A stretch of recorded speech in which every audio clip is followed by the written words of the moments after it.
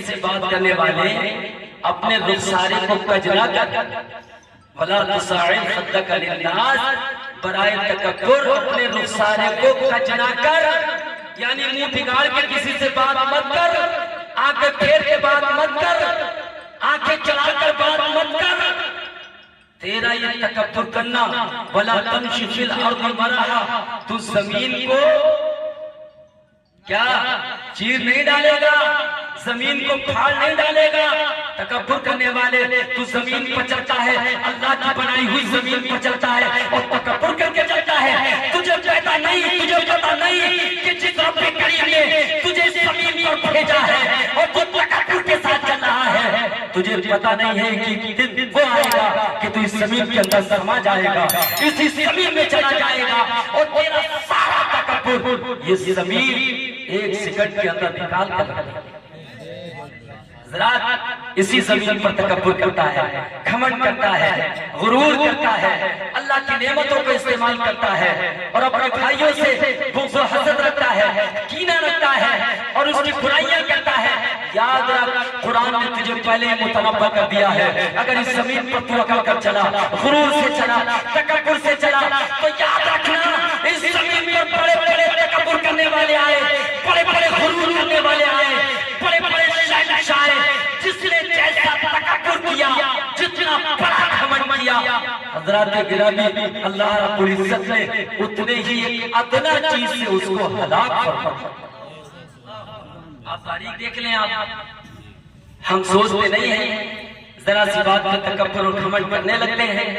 اگر ہم غور کریں اس بات پر کہ نمرود نے تکبر کیا تھا تو اس کو ہلاک کرنے کے لیے اللہ رب العزت نے کس چیز کا انتخاب کیا ہے نا؟ فرعون نے تکبر کیا تھا، اس کو ہلاک کرنے کے لیے پروردگار عالم نے کس چیز کا انتخاب کیا؟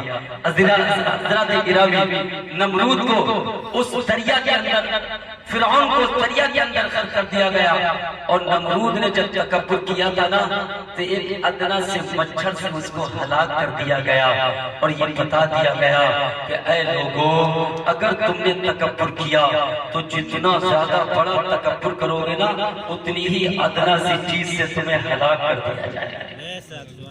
یاد رکھنا، اور کب تک کرو گے یہ تکبر؟ تو یہ اللہ والوں کی زندگیاں بتاتی ہے مسلمانوں، ہم صرف نام لیتے ہیں اللہ والوں کا، اللہ اکبر، ان کا تقویٰ دیکھیں، ان کی پرہیزگاری دیکھیں، ان کی زندگی دیکھیں، ان کی زندگی کے اعمال دیکھیں، ان کی زندگی کا صبح و شام دیکھیں، ان کی زندگی کا اٹھنا بیٹھنا دیکھیں، چلنا پھرنا دیکھیں۔ اگر ضرورت پڑی ہے جن اللہ والوں کی یاد میں بیٹھے ہو، ان کی زندگیوں کو دیکھو، اگر ضرورت پڑی ہے جنہوں نے اپنے وطن کو چھوڑا ہے، ضرورت پڑی ہے تو اپنے بچوں کو قربان کیا ہے، ضرورت پڑی ہے تو اپنی جان کو بھی قربان کر دیا ہے، مگر اس اسلام کے جھنڈے کو بلند کر دیا۔ لیکن حضرات ان کی زندگیوں کو ہم سمجھ نہیں پاتے ہیں اور ان کی زندگیوں پر ہم عمل نہیں کر پاتے ہیں۔ ذرا آؤ میں آپ کو بتاتا چلوں ان کی زندگی، سبحان اللہ، کیسے تقویٰ شعار زندگی ہوا کرتی تھی۔ حضرت سیدنا قطب الدین بختیار کاکی رضی اللہ تعالیٰ عنہ کا انتقال ہوا تو آپ نے قبل انتقال یہ وصیت فرمائی تھی کہ میری نماز جنازہ وہ شخص پڑھائے کہ جس کے اندر 4 خوبیاں پائی جاتی ہوں۔ بولو سبحان اللہ۔ وہ 4 خوبیاں کیا ہوں؟ آپ نے فرمایا 4 خوبیاں یہ ہیں کہ سب سے پہلی خوبی تو اس کے اندر یہ ہو کہ اس کی کبھی تکبیر اولیٰ سے نماز نہ چھوٹی ہو، یعنی تکبیر اولیٰ کبھی نہ چھوٹی ہو، اور دوسری خوبی یہ ہو کہ اس کی زندگی میں کبھی تہجد کی نماز قضا نہ ہوئی ہو، سبحان اللہ، اور تیسری خوبی یہ ہو کہ اس کی کبھی عصر کی سنتیں قضا نہ ہوئی ہو، اور چوتھی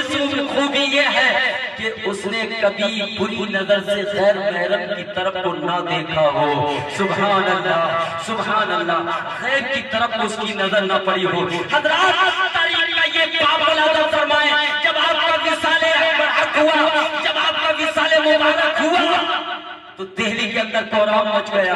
حضرات در جو لوگ آتے چلے گئے نماز جنازہ میں شرکت کرنے کے لیے، ازدحام کثیر ہے، صف بندی ہو گئی۔ ایک وصی آیا اور اس نے کہا حضرت نے مجھ سے یہ وصیت فرمائی ہے، یہ 4 خوبیاں جس کے اندر ہو وہ نماز جنازہ پڑھائے۔ سبحان اللہ! اب کون ہے جس کی ہمت ہے جو آگے بڑھے؟ تاریخ بتاتی ہے بڑے بڑے علماء ہیں، بڑے بڑے اولیاء کرام بھی وہ نماز جنازہ میں ہیں، مگر کسی کی جسارت اور ہمت نہیں کہ جو آگے قدم بڑھائے۔ عزیزان ملت اسلامیہ، وہاں پر ایک سناٹا تھا، اسی سناٹے کو چیرتا ہوا ایک شخص باہر نکلتا ہے اور آ کر حضرت سیدنا قطب الدین بختیار کاکی کے پاس آتا ہے، آپ کا کفن ہٹاتا ہے اور کہتا ہے اے سرکار قطب الدین بختیار کاکی، تم تو چلے گئے مگر میرے راز کو فاش کر گئے، مجھے رسوا کر گئے۔ دنیا والوں نے دیکھا تھا وہ کوئی اور نہیں تھا، وہ اپنے وقت کا بادشاہ سلطان شمس الدین التمش تھا۔ عزیزان ملت اسلامیہ، لوگ یہ جو کہہ دیتے ہیں نا کہ ہمارا اتنا بڑا پریوار ہے، اگر ہم کام نہیں کریں گے تو پھر اس کی پرورش کیسے کریں گے، ہم کیسے گھر کو چلائیں گے، نمازیں کیسے پڑھیں، روزے کیسے رکھیں، اچھے کام کیسے کریں، اللہ اکبر، اچھی تجارت کیسے کریں۔ لوگ یہ جو عذر بیان کر دیتے ہیں وہ کان کھول کر کے سنیں، وہ سلطان، وہ بادشاہ، بھارت پر حکومت کرنے والا، ساری رعایا کو دینے والا کتنا بڑا متقی اور پرہیزگار ہے، اللہ اکبر، جس کی زندگی میں آسان کی سنتیں قضا نہ ہوئی ہے، جس کی تکبیر اولیٰ کبھی فوت نہیں ہوئی ہے، جس کی تہجد کی نماز کبھی قضا نہیں ہوئی ہے، اللہ اکبر، اور زندگی میں کبھی اس نے خیر کی طرف کو بری نظر نہیں ہے۔ حضرات، وہ بادشاہت بھی چلا رہا ہے، وہ سلطنت بھی چلا رہا ہے اور اللہ کی کیسی عبادت کر رہا ہے، اللہ اکبر۔ اور یہ وہی نہیں ہے، میں عرض یہ کرتا ہوں کتنے لوگ ایسے ہیں کہ جنہوں نے بادشاہت کو چھوڑنے کے بعد خدا کا قرب حاصل کر لیا ہے، اور کتنے ایسے بھی ہیں کہ جنہوں نے دور سلطنت میں ہی خدا کا قرب حاصل کر لیا۔ بات یہ ہے کہ جب ضرورت پڑی ہے بادشاہت چھوڑنے کی تو بادشاہت کو بھی چھوڑا ہے، ضرورت پڑی ہے وطن کو چھوڑنے کی تو ان اللہ والوں نے اپنے وطن کو بھی چھوڑا ہے، ضرورت پڑی ہے بیوی بچوں کو چھوڑنے کی تو ان کو بھی چھوڑا ہے۔ عزیزان ملت اسلامیہ، ان کی زندگیاں بتا رہی ہیں، جب تم ان کے مزارات پر جاتے ہو نا تو ان کے مزارات سے آواز آتی ہے، اے میرے آستانے پر آنے والے، اے میری بارگاہ میں آنے والے، اے میرے آستانے پر آنے والے، دیکھ میری زندگی کو دیکھ لینا، میرے متصل جو مسجد ہے جو اس کے مینار نظر آ رہے ہیں، یہ مینار تجھے آوازیں دے رہے ہیں، تجھے آواز دے رہے ہیں کہ اگر تو مجھ سے محبت کرتا ہے تو جس طرح سے تو میرے آستانے کو آباد کر رہا ہے اس سے زیادہ تجھے خدا کے گھر کو آباد کرنا ہوگا۔ اگر تجھے خدا کے گھر کو آباد کر دیا ہے تو یاد رکھ تیرا گھر بھی آباد ہو جائے گا، اور جب تو دنیا سے جائے گا تو تیری قبر بھی آباد ہو جائے گا۔ حضرات، ان کی آستانے یہ پکار رہے ہیں، لیکن یاد رکھنا قرب خدا بندی حاصل کرنے کے لیے مسلمانوں 2 چیزیں ان صوفیاء کرام نے، ان اولیاء کرام نے جو بیان کی ہیں وہ بڑی خاص ہیں۔ 2 چیزیں، ایک کا نام علم ہے اور ایک کا نام عشق ہے۔ توجہ دیں آپ، ایک کا نام کیا ہے؟ علم ہے، اور ایک کا نام عشق ہے۔ اور یاد رکھنا علم ملتا ہے درسگاہوں سے، جہاں یہ علماء کرام بیٹھ کر جو سبق دیتے ہیں، جو سکھاتے ہیں، علم ملتا ہے ان علماء کرام کی جا کر درسگاہوں میں، اور عشق ملتا ہے ولیوں کی خانقاہوں میں۔ دونوں چیزیں ضروری ہے ہمارے لیے، علم اور عشق۔ اور علم درسگاہوں میں ملتا ہے اور عشق خانقاہوں میں ملتا ہے، اور دونوں میں پہلا حرف عین ہے۔ یہ بھی غور طلب بات ہے، دونوں میں پہلا حرف عین ہے، علم اور عشق۔ اب اگر اللہ کا مقرب آپ کو بننا ہے اور قرب حاصل کرنا ہے تو حضرات درسگاہوں میں جا کر علم بھی سیکھنا پڑے گا اور خانقاہوں میں جا کر عشق بھی حاصل کرنا پڑے گا۔ لیکن بس فرق یہ ہے، ان علماء کرام کی بات کر دیں گے، علم سے آراستہ اور پیراستہ کر دیں گے، اور اسی علم کو لے کر جب ولیوں کی بارگاہ میں جاؤ گے تو تمہاری روح کو نکھار دیں گے. سبحان اللہ. تمہارا جسم بھی نکھر جائے گا, تمہاری روح بھی نکھر جائے گی. اللہ والوں کو یہاں پر یہی تو ملا کرتا ہے. یہ اللہ اکبر جو پلاتے ہیں وہ کتابوں سے پلاتے ہیں, اور اللہ والے جو پلاتے ہیں وہ نگاہوں سے پلاتے ہیں. لیکن حضرات دونوں ہمارے لیے ضرورت ہے. دونوں علم کی بھی ضرورت ہے, عشق کی بھی ضرورت ہے. آج جو جہالت کا دور دورہ ہوتا جا رہا ہے نا, اور گناہوں کے امیر غار میں جو ہم گرتے جا رہے ہیں کہ 4 پیسے اگر ہمیں مل گئے تو بس اب کسی کی اوقات اس کی نظر میں نہیں لگ رہی ہے. حضرات اپنی کوٹھیوں کی طرف دھیان ہے, اپنی گاڑیوں کی طرف دھیان ہے, لیکن تجھے یاد نہیں ہے, تو اس بات کو بھول گیا ہے. یہ گاڑیاں, یہ کوٹھیاں, یہ ثروت, یہ دولت, یہ خزانہ, یہ اللہ والوں نے بتایا ہے یہ سب دنیا میں مٹنے والی چیزیں ہیں, ختم ہونے والی چیزیں ہیں. لیکن یاد رکھنا, اگر تو دنیا سے جائے گا تو یا تو تیرے اندر ایمان ساتھ جائے گا. یہ محبت سب سے بڑا کامیاب, اس سے بڑا تو کوئی کامیاب نہیں ہے. کیوں کہ دنیا سے جانے کے بعد اس سے یہ مطالبہ نہیں ہوگا کہ تو نے کتنے دیگیں بنائی تھی گھر شریف میں. یہ بھی مطالبہ, یہ کڑوی باتیں ہیں لیکن سچی باتیں ہیں.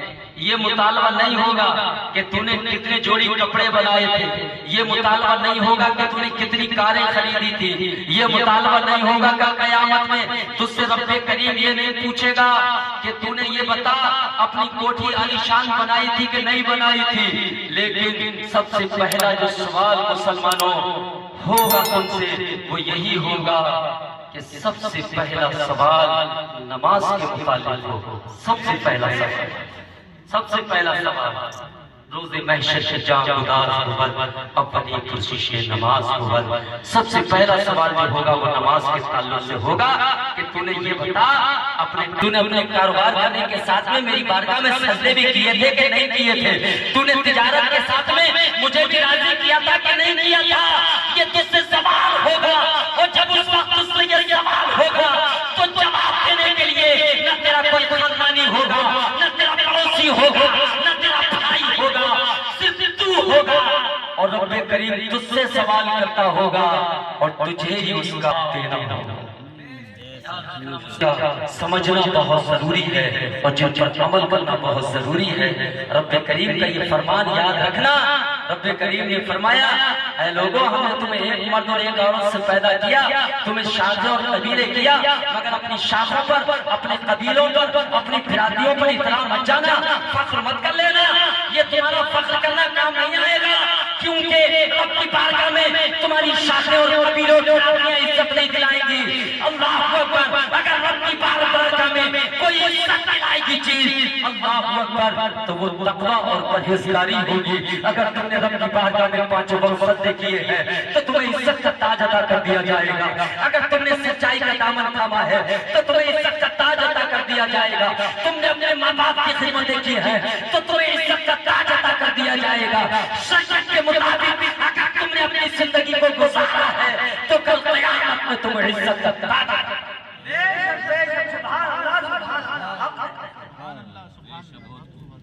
اب سوال تو بہت ہوتے ہیں کہ کیوں جاتے ہو, کیا مانگتے ہو, اللہ سے ڈائریکٹ مانگو, کیا ضرورت ہے مانگنے کی.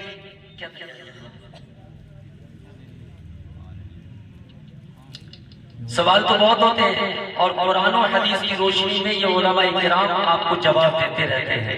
لیکن ایک مثال کے ذریعے میں آپ کو بتا دوں کہ اللہ والوں کے یہاں جانے سے, ان کی محفلوں میں جانے سے لگتا ہے حضرت اشرفی میاں رحمت اللہ علیہ کی چھوٹا مقدسہ کی بڑی بڑی شخصیت اعلیٰ حضرت کے دور کے ایک عظیم بزرگ گزرے ہیں, اور جب وہ رامپور کے دورے میں تشریف لائے تھے اللہ اکبر تو نواب نے اپنے یہاں بڑی منتوں کے ساتھ حضرت کو اپنے غریب خانے پر لے کر گئے تھے. اور جیسے حضرت وہاں پہنچے تھے تو ایک شخص حضرت کا پنکھا جل رہا تھا, ہے نا, پنکھا جل رہا تھا.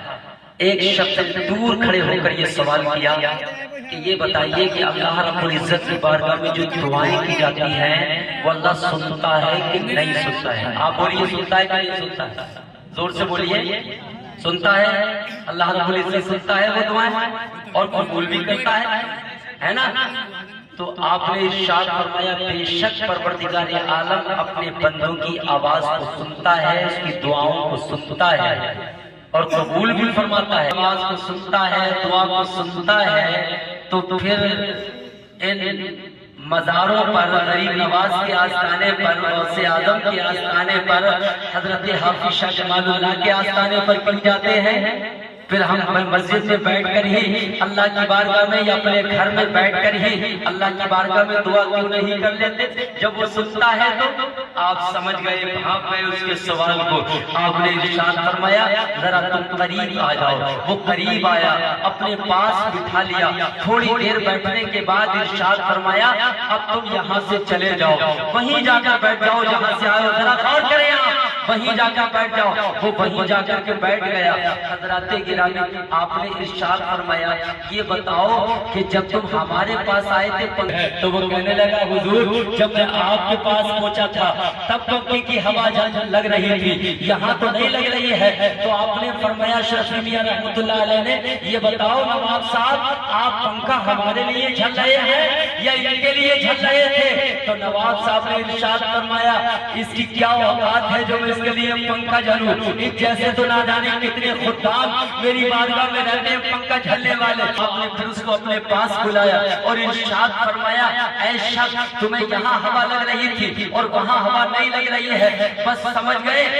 آپ کے سوال کا جواب یہی ہے اللہ رب العزت تو قادر مطلق ہے، جہاں سے چاہے وہاں سے سن لے اور عطا فرما دے، لیکن حضرات سب کو ملا نہیں کیا کرتا ہے۔ لیکن یہ اللہ والے جو ہوا کرتے ہیں، یہ غریب نواز کا جو آستانہ ہے، یہ صابر پاک کا جو آستانہ ہے، اللہ اکبر۔